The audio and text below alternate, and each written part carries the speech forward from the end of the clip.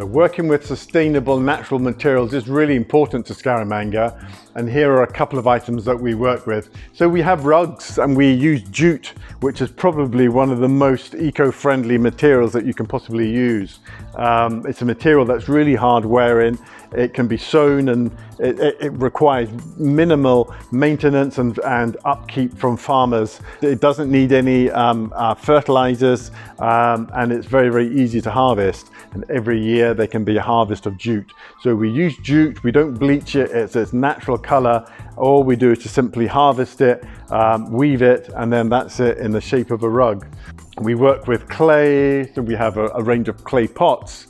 And this is one of the ones that we have that come from Kolkata, and the clay that we use comes from the Ganges. So it's something that is really sustainable, and it's very easy to handle and very easy to mold, and we don't add anything else to the pots at all. And of course we use wood, but all of the furniture that we use is old furniture. So we're not harvesting new forests, we're not using heavy machinery or energy consuming machinery that is going to mill wood or do anything. All we're doing is simply repairing the pieces of furniture that we have, and in some cases upcycling them. So yeah, the wood that we use is really eco-friendly in that we're just not using any new wood at all. When we do our repairs, we use old wood. Old wood is really strong and it aged in the same amount as the furniture has. So yeah, we use bits of wood from old crates like this, lids from boxes,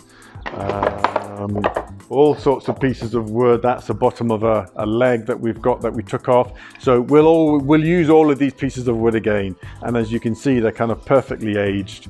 We're not having to artificially age them to make them look old. They are genuinely old and they're really strong. They're not going to shrink, they're not going to move, so that's perfect.